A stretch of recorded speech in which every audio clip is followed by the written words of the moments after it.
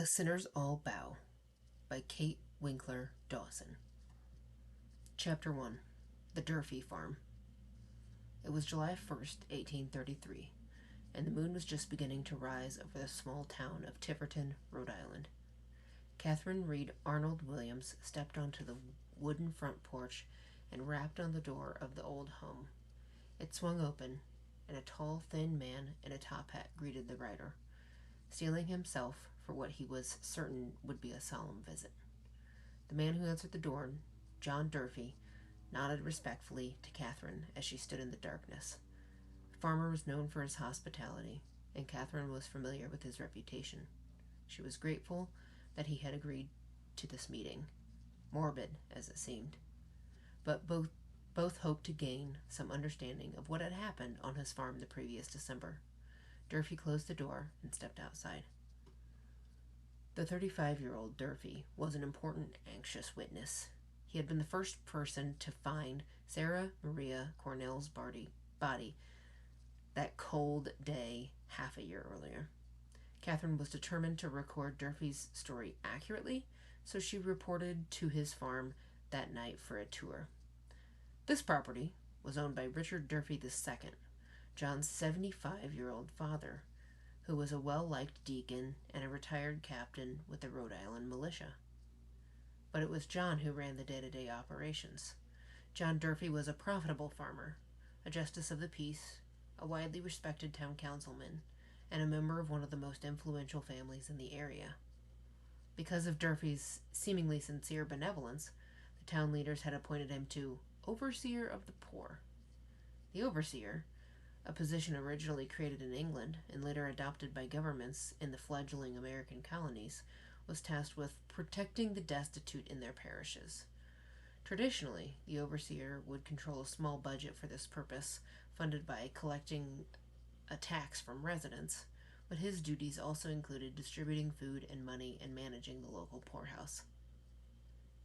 As the pair stood together, Catherine inquired about John's family. His father, as well as his mother, Patience, would remain inside the house this evening, along with John's wife, Nancy, and their 6 children. The Durfee family had been in the area since the mid-1600s, beginning with Richard Durfee Sr., a descendant of several passengers on the Mayflower. Eventually, John's father married Patience Borden, a member of the later infamous Borden clan. That family plays a prominent role in this story, too, as you'll read later. The Durfees and the Bordens, Catherine wrote, were 2 of the 3 families who had established Tiverton. The land in this vicinity belonged principally to the families of Borden, Bowen, and Durfee. She wrote in her 1833 book, Fall River, about this tragedy. 3 families from whom the principal part of this stationary inhabitants sprung. It was a prosperous, fertile area, so flourishing has business been there, that there is scarce a mechanic, trader, or even laborer who has been there for any length of time, who has not required an estate of his own, Catherine wrote. The Durfees and the Bordens would remain pillars of the community for generations. But all families are flawed, and some are plagued with characters with a penchant for brutality. The Bordens, who would come to infamy a few generations later when Lizzie Borden was tried and acquitted of the infamous axe murders that killed her father and stepmother, were clearly not immune to violence.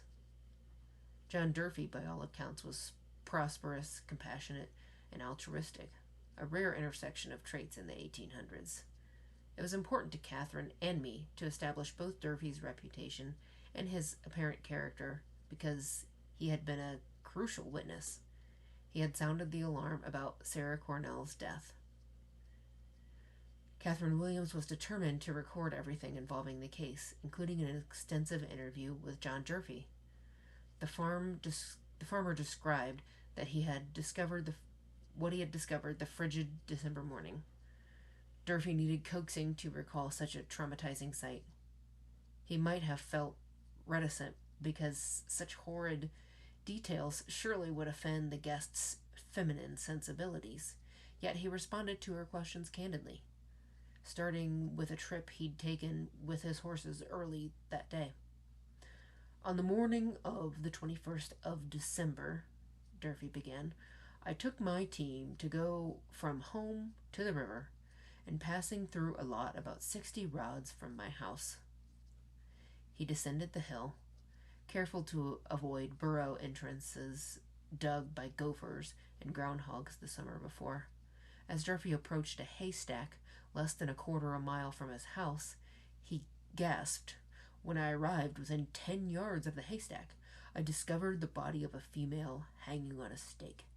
Suspended by a cord, swaying slowly in the wind that blew from Mount Hope Bay, was the body of a young woman. Sarah Cornell was dressed in a long black cloak. Her shoes were laid neatly on the ground. In the dim light of the sunrise, he could see that her short, dark hair was frozen to her face and covered in frost. John Durfee cried out, and 3 men responded, including his father, Richard. The woman was young, attractive, and dead. But that's all Durfee knew at the time. The farmer told Catherine that he had never seen the woman before. As the sun began to illuminate the yard, Durfee braced himself. After taking more notice how she hung, I attempted to take her from the stake by lifting her up and slipping the line, said Durfee. I found I could not well do it at arm's length, and my father said, "Cut her down." One handed me a knife, and I cut her down and let her down. Her body slumped. The cord was still wrapped tightly around her neck. I then went after the coroner, Durfee said, and brought him to my house. As the first person on the scene, Durfee wasn't just a witness. He was also a de facto investigator. He had initiated his own inquiry by collecting valuable evidence, and the picture that he and the investigators painted was a disturbing story, one Catherine was at the farm to hear about firsthand and examine further.